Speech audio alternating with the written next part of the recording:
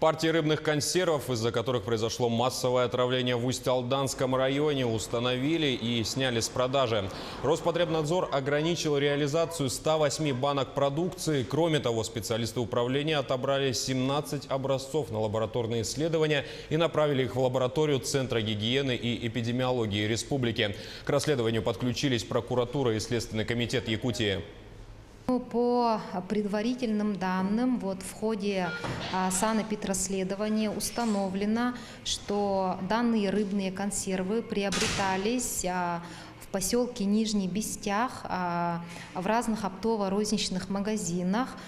По накладным документам установлено, что поставщиком являлась компания Амурская, Благовещенск, Амурторг, и поступила в продажу 50 где-то ящиков данных рыбных консервов от 16 мая производства.